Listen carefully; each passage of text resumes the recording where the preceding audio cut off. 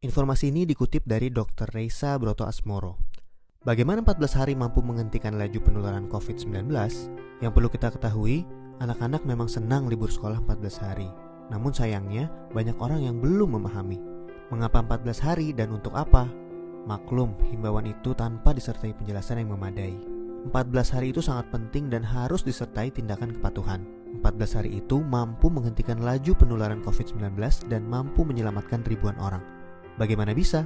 Begini, ketika seseorang kontak dengan apapun yang bisa menginfeksinya dengan COVID-19, maka harus ditunggu minimal 14 hari. Jika tidak terjadi apa-apa, maka orang itu aman.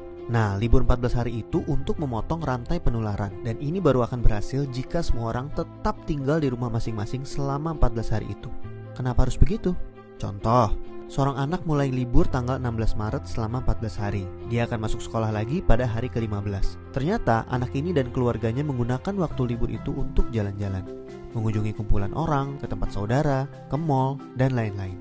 Seandainya dia jalan-jalan di hari ke-10 dan tertular COVID-19 di tempat yang ia kunjungi, mungkin pada hari ke-14 atau 15 belum ada tanda-tanda dia sakit, tetapi dia sudah membawa COVID-19 di tubuhnya dan berpotensi menularkan. Andai dia masuk sekolah pada hari ke-15 dan seterusnya, maka 14 hari libur sekolahnya itu tidak ada gunanya.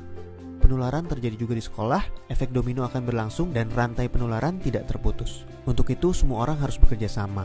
Semua warga Indonesia harus membantu dan warga harus kompak, yaitu patuh untuk tidak kemana-mana dalam 14 hari itu kecuali untuk hal yang sangat perlu.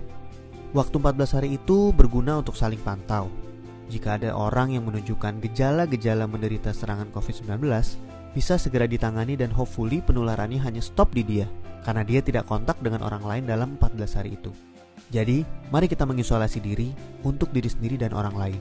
Mungkin pula dalam skala besar untuk umat manusia. Mohon bantuannya untuk share dan jelaskan hal ini kepada orang lain, supaya semua patuh dan pemerintah terbantu untuk stop penularan COVID-19.